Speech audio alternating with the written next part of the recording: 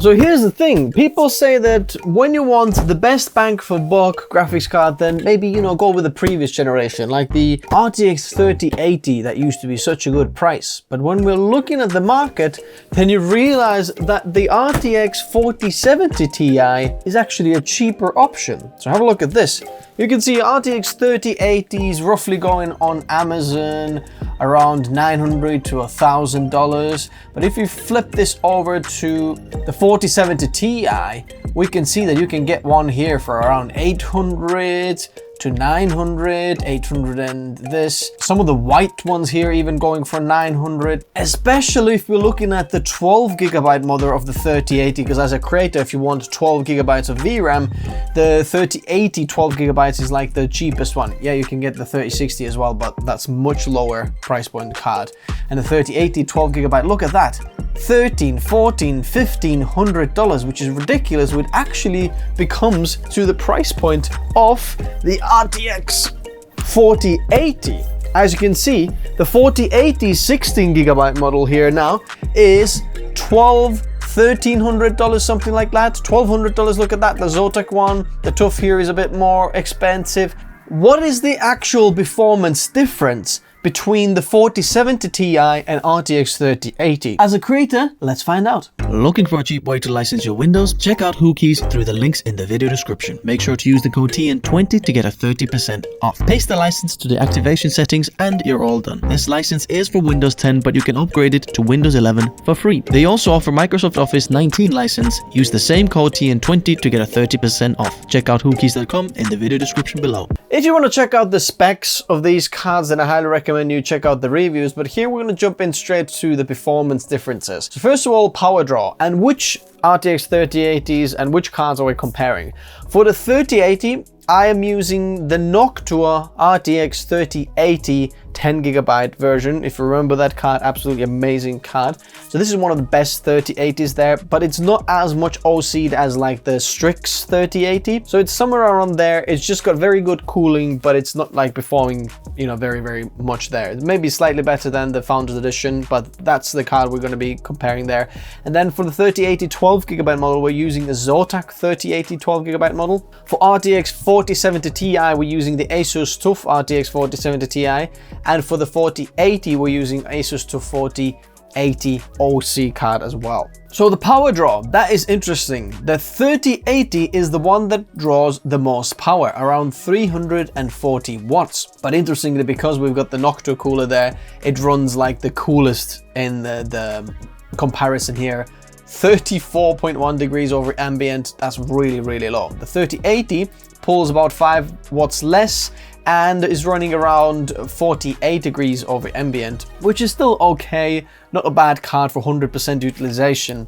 The Asus 4070 Ti runs 45.3 degrees and is only drawing the least in this bunch here, 285 watts. It's much more efficient because of the newer process node as well. And the 4080 is pulling a little bit more than the 4070 Ti, but still 305 watts. But the 4080 actually has a 4090 cooler. It's exactly the same cooler.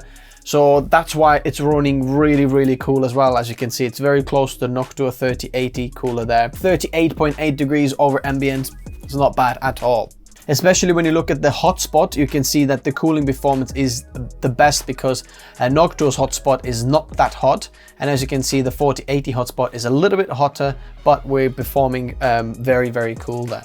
In Geekbench 5 GPU, we can see that the RTX 3080 12GB is actually slightly slower in the CUDA cores, but 15% faster in the OpenCL score, but about 2% slower in the Vulkan scores. The 4070 Ti here is actually 8% faster in the CUDA scores, about 10 and 6% faster in the OpenCL and Vulkan scores. The 4080 is quite in another league at 30 to 37% faster in the CUDA, OpenCL and Vulkan scores. Now moving on to Photoshop, we can see that here really a fast GPU doesn't matter much. So if you're a photographer, don't get manipulated into getting really high-end GPU for this here, unless you're doing some other things here as well, but that's why we're including this here. The 3080 12GB here is actually slightly slower, as you can see, 0.3% slower overall, which really you're not going to notice. The 4070 Ti is about 2% faster,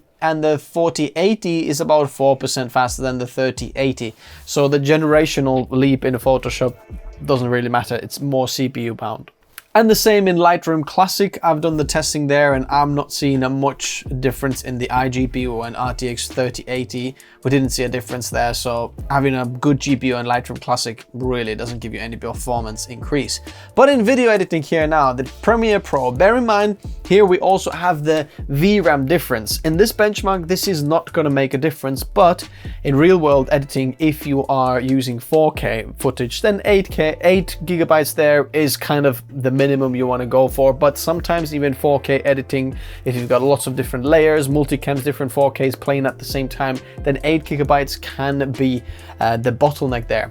I am doing multicams all the time, like A, B, and sometimes C cam on the top there as well. So 6K, 4K, and 4K on the timeline, and I can see up to 16 gigabytes of VRAM being used when you're using Premiere Pro. And bear in mind then, Premiere Pro is quite conservative when it comes to VRAM usage. Davinci Resolve likes to use a lot more. So if you're using Davinci Resolve, you know, you get as much VRAM as you can because it likes to use VRAM more than actual RAM of the system. Premiere Pro is the other way. It likes to use more RAM but less VRAM, if that makes sense. So the 3080 has 10 gigabytes, 3080 12 gig has 12 gigabytes, as well as the 4070 Ti, and then the 4080 has 16 gigabytes, which is quite a bit more there.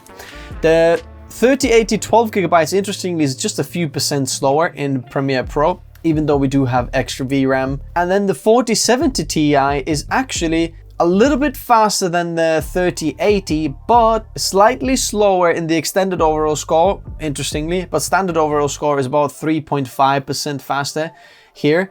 And then you can see that the live playback is a little bit better, and then the in extended and standard scores, because it's got the new encoders, but not so much that, because the decoders are exactly the same on the 30 series and 40 series. But what makes difference there on the standard and live playback score is the actual clock speeds of the card. The 4070 Ti out of all of these cards runs the fastest. Because of the clock speeds are the fastest, the actual media engine inside there as well runs slightly faster. That's why we're seeing the same, like the standard live playback a little bit better than on the 4080 even. Interestingly, I think there's some kind of driver issue there. I'm hoping that they will get this fixed. I'll have to retest this in a bit, but the 4080 is actually slightly slower in Premiere Pro than the 4070 Ti, which is just interesting, as you can see there. Not much, but they really perform within the same kind of margin with each other. But the 4080 here seems the most desirable card for me, just because of the large video memory buffer there. And the GPU effects is about 6% faster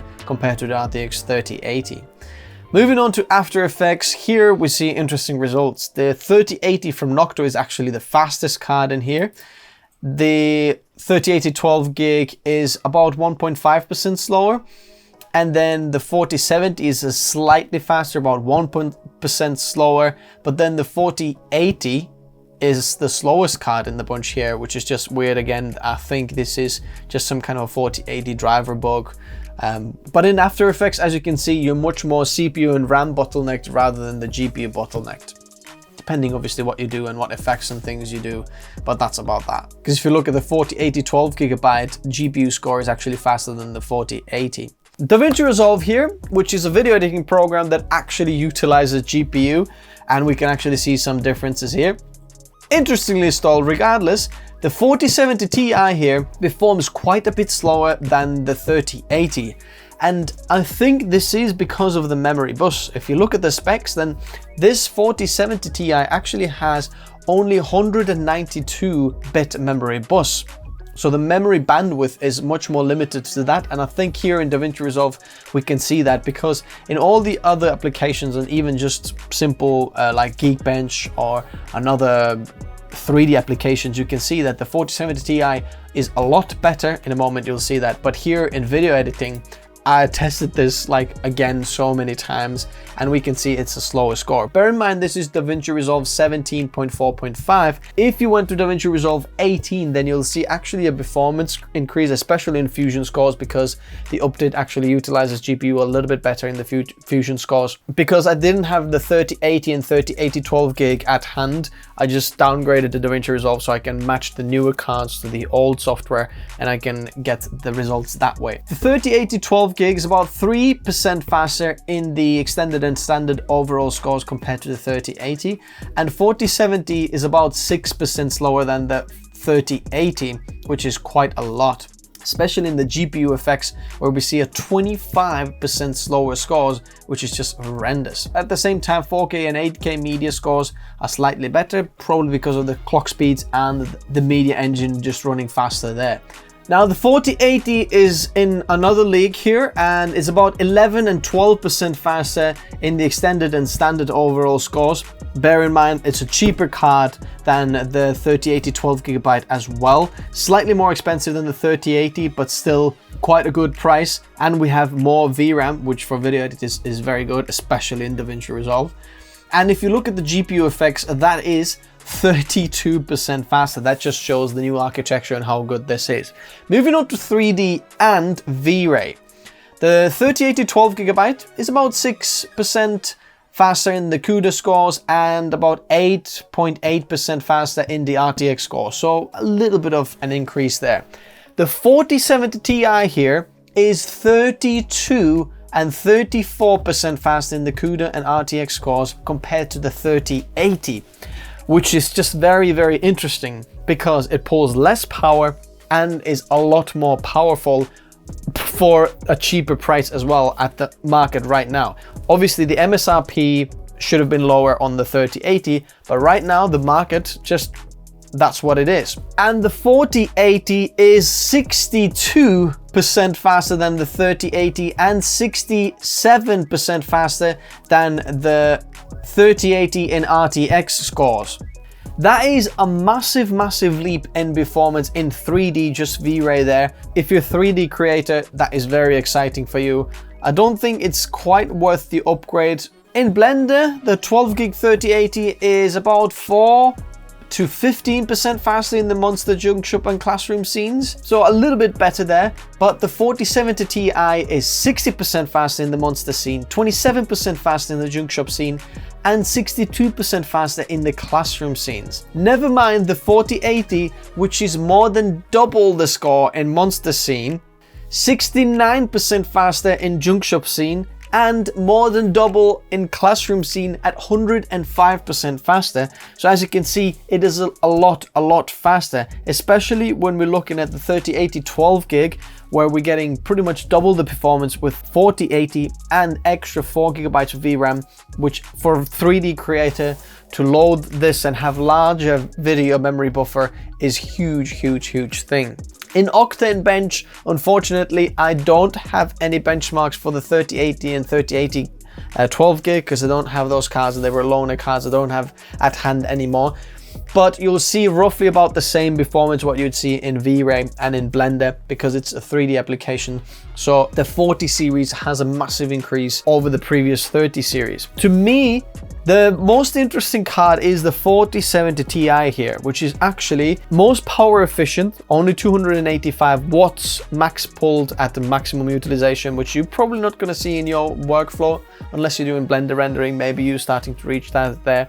And you still get 12 GB of VRAM, which is very nice to see. But for video editing there, it doesn't make that much of a difference in Premiere Pro, for example. Premiere Pro 4070 Ti was a little bit better, and the media engines were running a little bit better there, but in Davinci Resolve it's not that good, probably because of the memory buffer, I'm guessing. So in conclusion, I would say check out the latest pricing in the description below. I'm going to leave these cards in the description below if you want to pick them out. Check out the latest pricing, and if it is similar to what I'm seeing right now when I'm filming this video, then the 4070 Ti is actually a very good card to buy in comparison to the price what you'd pay for the other cards, because it's performing very similar to the 3080 in photo and video editing applications, but you have extra 2 GB of VRAM. but in 3D, it is a lot better. Now, obviously the 4080, as you can see, don't even get the 3080 12GB because the 4080 is a much better buy, cheaper, power efficient, much more powerful in every single way, more VRAM, is just that. Obviously it's a little bit bigger card as well, but it's worth it. But you know what is worth it? The best bang for buck build card for creators if you want to build a PC. You have a budget, whether it's $500 to $5,000, check out the build guides in the description below. I sincerely believe this is the best build guide there. I've put together the best price list for you so you can get the best performance for you as a creator. Check them out in the description below. I'm going to explain everything over there. It's completely free. Just you check that out because I want you to get the best performance. Thanks guys for watching, and I'll see you next time. Bye bye.